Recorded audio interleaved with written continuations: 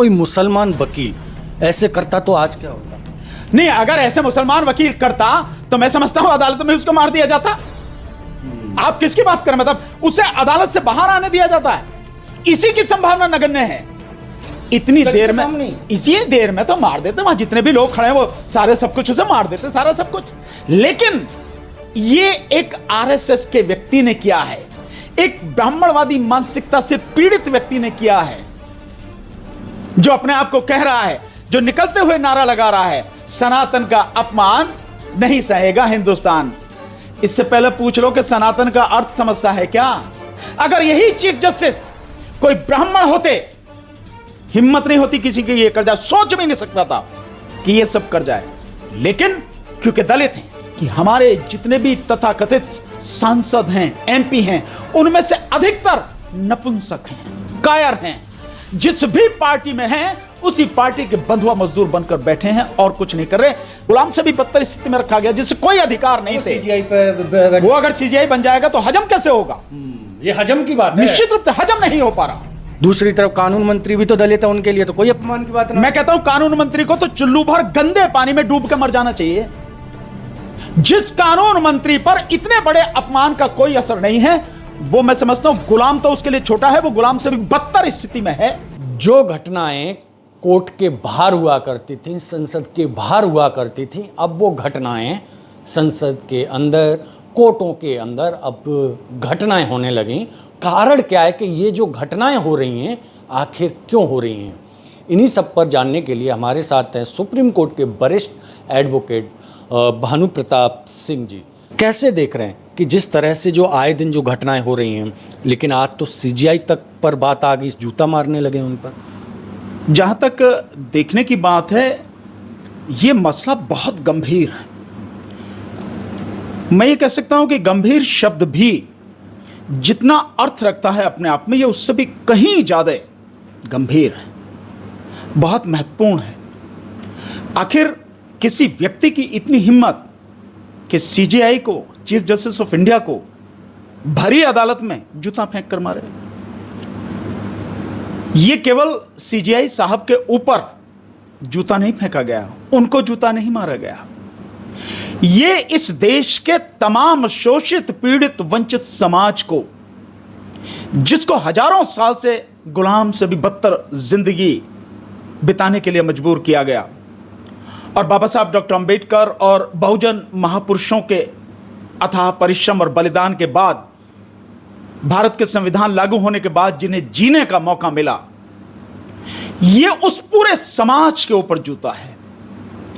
और इतना ही नहीं, केवल चीफ जस्टिस को जूता नहीं मारा गया, बल्कि उनके साथ जो और जजेस बैठे थे, यह उनके ऊपर भी जूता है। और यही नहीं, हकीकत में यह पूरी न्यायपालिका, सुप्रीम कोर्ट, हाई कोर्ट और नीचे तक डिस्ट्रिक्ट कोर्ट, यह पूरी न्यायपालिका के मुंह पर जूता मारा गया है। खैर, चीफ जस्टिस साहब ने अपनी दरियादिली दिखाकर इस मामले को यहीं खत्म कर दिया, लेकिन यह मामला खत्म करने वाला नहीं है। लेकिन सर, जब उन्होंने तो दिखा दिया, लेकिन लॉ एंड ऑर्डर जिस तरह से इस देश में कमजोर होता जा रहा है, तो उस तो बहुत ज्यादा दिक्कत की बात हो रही है ना। देखिए, लॉ एंड ऑर्डर बहुत जानबूझकर कमजोर नहीं, खत्म किया जा रहा है। और लॉ एंड ऑर्डर की जगह पे पुलिस राज, गुंडा राज कायम हो चुका है। मैं ये नहीं कहूंगा कि किया जा रहा है, मैं ये कहूंगा कि ये हो चुका है। अगर सोनम वांगचुक जैसे एक देशभक्त को, जो देश की सेना के लिए काम कर रहा है, देश के लोगों के लिए काम कर रहा है, उसका हर कदम वैज्ञानिक सोच पैदा करने के लिए, शिक्षा के लिए काम हो रहा है, पर्यावरण के लिए काम हो रहा है, ऐसे व्यक्ति को एनएसए में बंद कर दिया जाता है। 4 लोगों को सामने से गोली मारी जाती है, जिसमें एक भूतपूर्व सैनिक भी है। जहां बरेली में आई लव मोहम्मद का नाम लेने से या आई लव मोहम्मद कहने से किसी मुस्लिम समाज के व्यक्ति की पूरी बिल्डिंग को बुलडोजर से ध्वस्त कर दिया जा रहा है। तो ऐसे में लॉ एंड ऑर्डर कहां है? लॉ एंड ऑर्डर तो पूरी तरह से ध्वस्त किया गया है, खत्म किया गया है।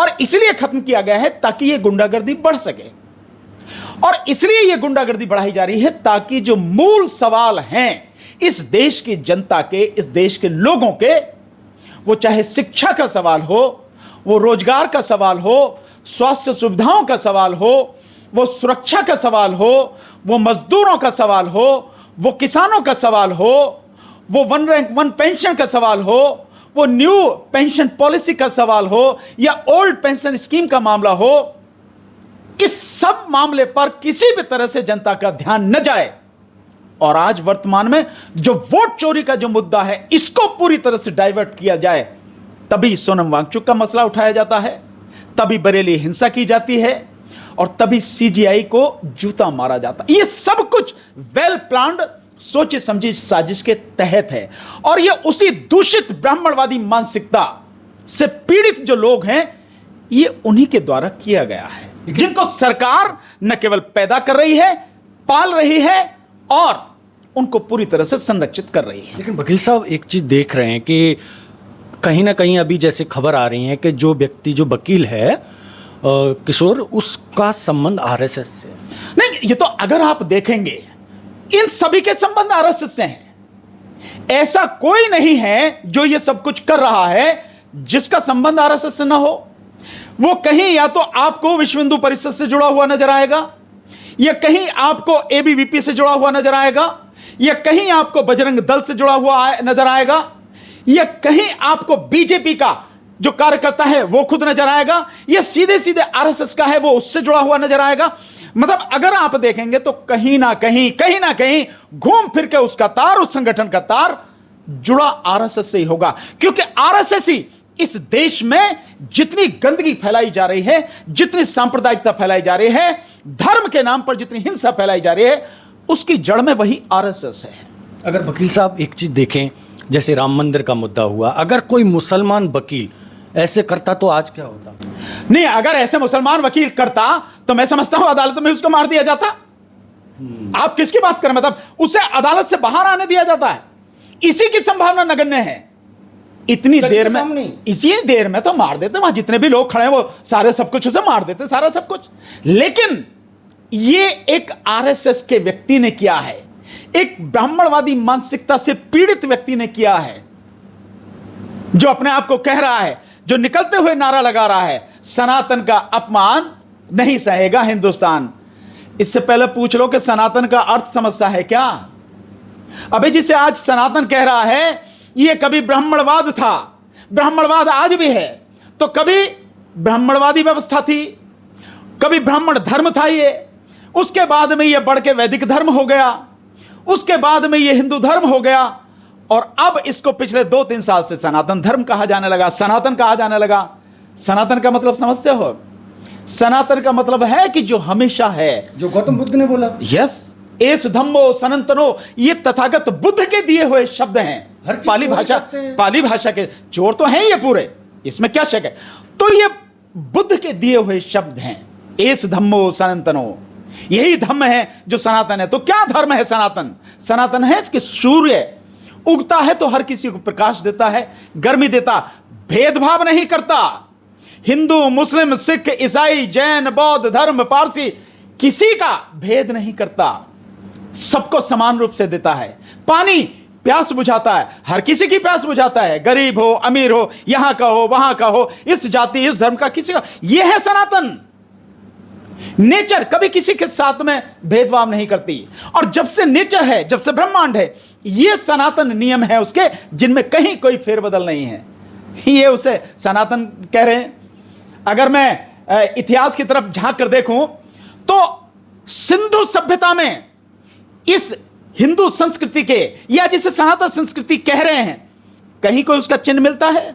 उसका अता पता भी नहीं है। सिंधु सभ्यता अब से 2500 यानी 2500 बीसी से लेकर 1700 बीसी ईसा पूर्व की जो स्थिति है, उस समय की सिंधु सभ्यता है। और देश में, हमारे देश में सिंधु सभ्यता हुई है। इसी देश में इस सनातन की जो बात करें, उसके जरा से भी चिन्ह नहीं मिलते, सुई की नोक के बराबर भी। सनातन इसको कह रहे हैं। लेकिन वकील साहब, जैसे क्या इतना हौसला जो उस व्यक्ति का बढ़ा दलित जज या बौद्धिस्ट जज होने की वजह से बढ़ गया? दो चीजें हैं। एक तो हौसला बढ़ने का कारण यह है कि केंद्र सरकार ने ऐसे लोग पाले हुए हैं। मैंने जैसा भी कहा, केंद्र सरकार ऐसे लोगों को पालती है, संरक्षण देती है।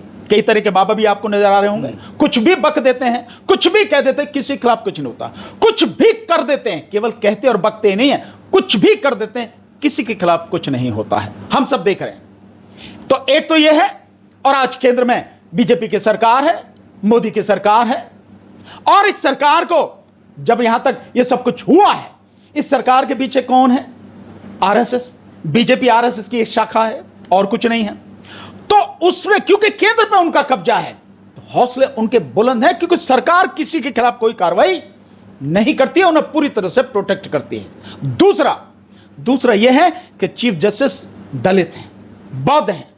अगर यही चीफ जस्टिस कोई ब्राह्मण होते, हिम्मत नहीं होती किसी की ये कर जाए, सोच भी नहीं सकता था कि ये सब कर जाए, लेकिन क्योंकि दलित हैं। आपने एक कुकृत्य देखा है, सबने देखा है, आपकी आंखों के सामने है। अगर उन्होंने अपनी दरियादिली दिखा के चीफ साहब ने इस मामले को खत्म करने की बात की है, तो अदालत का मान सम्मान बनाए रखने के लिए, क्योंकि अगर अदालत बचेंगी तो लोकतंत्र बचेगा, संविधान बचेगा, देश बचेगा। अगर ये खत्म तो सब कुछ खत्म। वैसे मोदी सरकार न इस देश के संविधान को देखना चाहती है, ना इस देश के लोकतंत्र को, इन्हें खत्म करने पर तुली है। तो उसके लिए तो घटना कुछ नहीं है, पर फिर भी प्रधानमंत्री होने के नाते उन्हें उस व्यक्ति के खिलाफ तो कार्रवाई करनी चाहिए। इसके साथ एक और केस बनता है, वो केस बनता है SC/ST एक्ट के तहत, वो कार्रवाई होनी चाहिए। सो इतना तो सब कुछ होता ही है। जब लेकिन एक और बात सामने आ रही है कि अगर दो चीजें, बुद्धिस्ट में जाति नहीं होती तो क्या उनकी SC/ST एक्ट मान्य होगी? देखिए, SC/ST मान्य होगी, ये एक बात को आप थोड़ी देर के लिए एक साइड रखिए। जो भी उनके विषय में कहा जा रहा है, वो यही कहा जा रहा है ना, कि वो दलित हैं। ये सही बात है कि बुद्धिज्म में, बौद्ध धर्म में कोई जाति नहीं होती, वहां जातियां खत्म हो जाती हैं। इसलिए परम पूज्य बोधिसत्व बाबा साहब डॉक्टर भीमराव अंबेडकर जी ने बुद्ध धर्म में दीक्षित होने के लिए इस पूरे बहुजन समाज के लिए कहा, दलित समाज के लिए कहा कि आप बौद्ध धर्म में दीक्षित हो जाओ। इसलिए उन्होंने खुद भी 14 अक्टूबर 1956 को बौद्ध धर्म की दीक्षा ली। ये सही, लेकिन केवल बौद्ध होने से होते हुए उनके प्रति यह बात नहीं की गई। बात की गई है दलित होने, और उन्हें पिछले जब से मामला हुआ है 16 सितंबर को, जब ये PIL आई थी सामने, खजुराहो मंदिर वाली, जिसके ऊपर जिसमें ये वकील था, तो उस समय से जो आई, उस समय के बाद देखिए कि उनको किस तरह की गालियां दी जा रही हैं, किस तरह के अपशब्द, उनका अपमान किया जा रहा है सोशल मीडिया पे जिस तरह से। इन सारी चीजों को देखते हुए कार्रवाई होनी चाहिए, और कार्रवाई अगर नहीं होगी, और मैं ये कहता हूं कि कड़ी कार्रवाई अगर नहीं होगी, तो ऐसे लोगों का हौसला बढ़ेगा। और ये केवल न्यायपालिका के लिए नहीं, ये पूरे दलित समाज के लिए, बहुजन समाज के लिए, SC/ST OBC माइनॉरिटी के लिए, उनके लिए गंभीर चिंता का विषय है। उन्हें यह बात सोचने की जरूरत है कि अगर इस तरह से, अगर चीफ जस्टिस ऑफ इंडिया, उनकी भरी अदालत में उन पर जूता फेंका जा सकता है, तो आम आदमी को तो ये कभी भी कहीं भी पीट सकते हैं, और पीट भी रहे हैं। मुसलमानों को पीट रहे हैं, दलितों को पीट रहे हैं, आदिवासियों के ऊपर पेशाब कर रहे हैं, मतलब क्या क्या नहीं कर रही है। तो आप कह रहे हैं ये बात है, सब दलितों के लिए अपमान की बात है। दूसरी तरफ कानून मंत्री भी तो दलित है, उनके लिए तो कोई अपमान की बात नहीं। मैं कहता हूं कानून मंत्री को तो चुल्लू भर गंदे पानी में डूब कर मर जाना चाहिए। जिस कानून मंत्री पर इतने बड़े अपमान का कोई असर नहीं है, वो मैं समझता हूं गुलाम तो उसके लिए छोटा है, वो गुलाम से भी बदतर स्थिति में है, जिसे कुछ भी दिखाई नहीं दे रहा। गुलामों के गुलामगिरी। भाई मैं बिल्कुल सही बात कर रहा हूं, मैं तो ये कह रहा हूं ना कि गुलामों से भी बदतर स्थिति में है, जिसको ये दिखाई नहीं दे रहा। अन्यथा बीइंग लॉ मिनिस्टर, उसे जो सुमोटो एक्शन लेके ये काम करना चाहिए था। ये अपमान केवल CJI का थोड़ा ही है, ये अपमान तो हर किसी का है। और इसमें जो कानून मंत्री है, उससे ज्यादा ताकतवर या उससे ज्यादा प्रभावशाली व्यक्ति कौन हो सकता, या उससे ज्यादा जिम्मेदार व्यक्ति किसको होना चाहिए? उसे यह काम करना चाहिए था, लेकिन वो मुंह पे ताला लगा के बैठा है। जब बेचारे को डर होगा कि अगर जरा से भी चू चपड़ किया बोला, तो मोदी कल ही उसकी जो है वो कुर्सी न छीन ले, बिठा के घर ना बिठा दें, मेघवाल चल घर बैठ। बाबा साहब ने जो संविधान बनाया उसके तहत मिली नहीं, वो तो यही समझ रहा, लॉ मिनिस्टर या और जितने भी यहां मंत्री हैं, सांसद हैं, विधायक हैं, जितने भी अधिकारी हैं, वो तो यही समझ रहे हैं कि ये जो है सरकार ने उन्हें दी है। बाबा साहब ने भी तो लॉ मिनिस्टर, बाबा साहब के बिना तो यहां किसी को कुछ नहीं। आज की तारीख में पूरा जो दलित समाज या बहुजन समाज, SC/ST OBC, अगर उन्हें कुछ भी इस देश में मिला है तो केवल और केवल बाबा साहब डॉ. अंबेडकर की बदौलत मिला है। उन महापुरुषों के संघर्ष और बलिदान की वजह से मिला है, जो बहुजन समाज में जिन्होंने जन्म लिया और जिन्होंने अपना तमाम जीवन समाज के लिए लगा दिया, ये उनकी बदौलत मिला है। और हम उनके ऋण को, हम उनके इस उपकार को कभी ना तो भुला सकते ना ही कभी उतार सकते हैं। इतना कुछ किया। आज अगर हम देश में शान से जी रहे हैं, चल रहे हैं, तो केवल और केवल उनकी बदौलत, बाबा साहब डॉक्टर भीमराव अंबेडकर जी की बदौलत है। कोई अपने ऊपर चाहे कितना भी समझता हो, कितना भी विद्वान है, उसकी औकात ही कुछ नहीं है। उसे जो भी कुछ मिला है वो इसलिए मिला है बाबा साहब डॉक्टर अंबेडकर की बदौलत। एक यूपी के अंदर दलित व्यक्ति को पीट पीट के मार दिया, और वहीं दूसरी तरफ देखते हैं कि यहाँ पर जूता फेंका जाता है। क्या चल रहा है दलितों के साथ? नहीं, आप बिल्कुल आप इसी से अंदाजा लगा सकते हैं कि अगर चीफ साहब की कोर्ट में उन पर जूता फेंका जा सकता है तो निश्चित रूप से उसे तो मार ही दिया जाएगा। और अभी मैंने एक और घटना सुनी है, ये घटनाएं लगातार हो रही हैं कि एक थाने में बुरी तरह से उसको पीटा गया, कई घंटों तक पीटा गया, बुरी हालत कर दी गई, और अब आप बता रहे मार दिया गया। ये तो आज की नहीं है, ये तो हर रोज की घटनाएं हैं। कोई घटना आ जाती है सामने, बाकी घटनाएं नहीं आती हैं सामने। इस देश में दलित समाज के व्यक्ति की हर दिन हत्याएं हो रही हैं, और कितनों की हो रही इसका आंकड़ा भी नहीं है। इस देश में हर 5-7 मिनट में दलित समाज की एक बहन बेटी के साथ बलात्कार हो रहा है, उसकी हत्या हो रही है, ये लगातार हो रहा है। लेकिन तो इसके लिए मैं जो मानता हूं, इसके लिए दलित समाज को बहुत गहराई से सोचने की जरूरत है। अपने व्यक्तिगत स्वार्थों को छोड़कर समाज की बेहतरी के लिए, उसकी सुरक्षा, उसकी रक्षा के लिए कुछ ना कुछ सोचने और करने की जरूरत है। लेकिन वकील साहब, एक और चीज है, कुछ लोग भी कह रहे हैं कि जितना जो अत्याचार बहुजन समाज 85% सहन कर रहा है, उसने अगर एक बार भी हुंकार भर ली तो बहुत कुछ बदल जाएगा। तो क्यों नहीं करता? क्यों हुंकार नहीं भरता? किसके इंतजार में बैठा है? हजारों साल से मारे ही तो जाते रहे, आज भी मारे जा रहे हैं, और मर जाएंगे तो क्या फर्क पड़ेगा? हजारों साल से मारे जाते रहे, तब भी हमें खत्म नहीं कर पाए। आज तो निश्चित रूप से आज के समय में बाबा साहब और अपने महापुरुषों के बलिदान और उनके उपकार के बाद, उनके शुभ कर्मों के कारण हम पहले से कहीं बेहतर स्थिति में हैं। कितने मर जाएंगे? 10, 20, 50, 1000, 10,000, लाख, 2 लाख, करोड़, कितने मर जाएंगे? क्या 35 करोड़ दलित मर जाएंगे क्या? यह दलित समाज को सोचने की जरूरत है। ये मुट्ठी भर लोग, ये ब्राह्मणवादी मानसिकता में दूषित प्रदूषित लोग ये सब कुछ कर रहे हैं। क्या हम इन्हें रोक नहीं सकते क्या? किस बात से डरते हैं? FIR से, मरने से? अरे मेरे खिलाफ भी कितनी ही मुझे धमकियां आती हैं, कितने ही मुझे मारने के प्रयास किए गए हैं, कितना ही सब कुछ किया जाता है, तब भी हम सीना तान के बोल रहे हैं, चल रहे हैं, लड़ रहे हैं, संघर्ष कर रहे हैं। तो सोचना पड़ेगा ये समाज को। लेकिन एक और चीज है, मैंने भी पढ़ा है, मैं भी देखा हूं, बोलते हैं कि बाबा साहब 1 जनवरी को भीमा कोरेगांव जाते थे। आखिर वजह क्या थी? नहीं, देखिए, भीमा कोरेगांव का एक बड़ा ऐतिहासिक महत्व है दलित समाज के लोगों के जीवन में। क्या मैसेज देना चाहते हैं? महत्व बहुत सिंपल है कि हमें अपने बुजुर्गों से सीखना चाहिए कि हम कमजोर कभी नहीं थे, हम कमजोर कभी नहीं हैं। अगर पेशवा जो ब्राह्मण था, जो ब्राह्मणवादी मानसिकता में, दूषित मानसिकता में ग्रसित व्यक्ति था, अगर हम उस पेशवा की 28,000 की सेना को हमारे 500 बुजुर्ग अंग्रेजी शासन के तहत उनको धूल चटा सकते हैं, तो क्या हम किस बात से कमजोर हैं हम? और इसी बात के लिए, अपने बुजुर्गों के लिए, अपने उन महान योद्धाओं को श्रद्धांजलि देने के लिए बाबा साहब डॉक्टर अंबेडकर हमेशा 1 जनवरी को भीमा कोरेगांव जाते थे, क्योंकि लड़ाई वहीं पे हुई। और मैं भी गया हूं भीमा कोरेगांव, मैंने देखा है वो जो नदी है, उस नदी के किनारे पर ही वो स्तंभ, जो विजय स्तंभ बनाया गया, वो विजय स्तंभ वहां पर। हमारा समाज कमजोर कैसे हो? नहीं, हमारा समाज कमजोर नहीं है। हमारा समाज, जो 2-3 चीजें हैं जिसको मैं समझ पाया हूं, हमारे समाज को लगातार कमजोर करने की कोशिश की जा रही है। कमजोर कैसे किया जा रहा है? इसकी जो रोजगार है वो खत्म किया जा रहा है, आर्थिक स्थिति को पूरी तरह से ध्वस्त, मिट्टी में मिलाया जा रहा है। क्योंकि अगर आदमी आर्थिक रूप से मजबूत होगा तो निश्चित रूप से कुछ ना कुछ तो हाथ पांव मारेगा ही, ये सही है।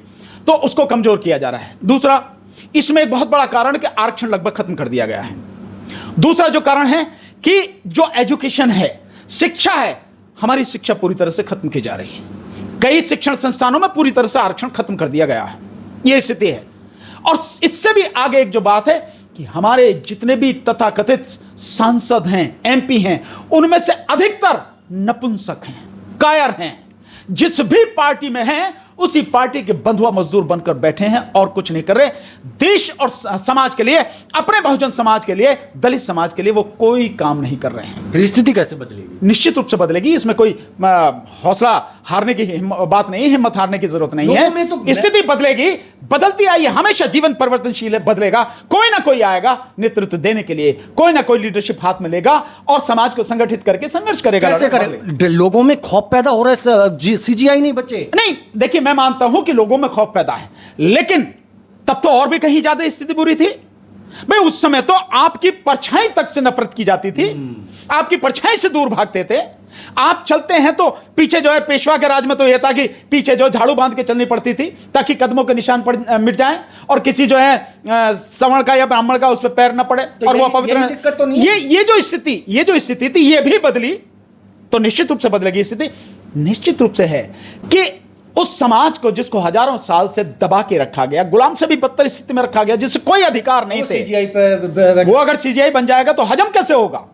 ये हजम की बात है। निश्चित रूप से हजम नहीं हो पा रहा भाई। इसीलिए तो हर जगह जो सारी चीजें हो रही हैं, एक और मसला आ रहा है सामने कि भाई जो रिजर्वेशन से जिन लोगों ने किसी भी उसमें फॉर्म भरा है, किसी भी प्रतियोगिता में, चाहे आईएसओ आईपीएस वगैरह यूपीएससी की हो या किसी भी, वो अगर इस समाज के बच्चे, एससी समाज के, एसटी समाज के बच्चे, ओबीसी समाज के बच्चे, अगर वो अपनी मेहनत, अपनी योग्यता के दम पर जर्नल की उसमें नंबरिंग में आते हैं, नहीं दी जाएगी, तो उसमें वो नहीं दी जाएगी, उनको उसी में रखा जाएगा। यानी कि आप किसी भी हालत में इतना भी बर्दाश्त नहीं कर सकते।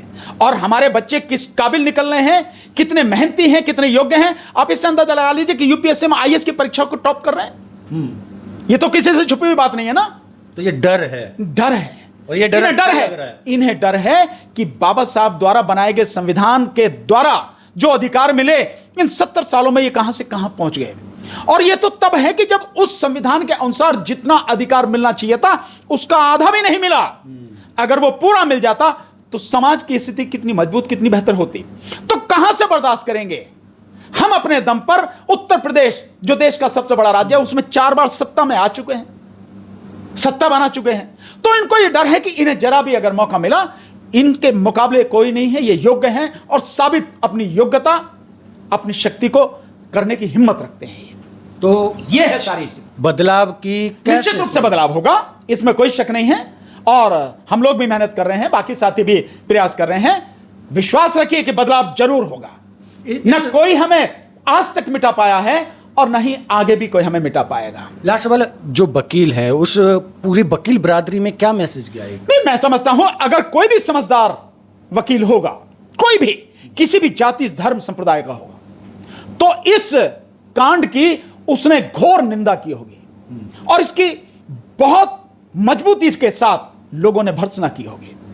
लेकिन कोई भी समझदार वकील इस तरह की हरकत किसी की भी हो बर्दाश्त करने को तैयार नहीं है।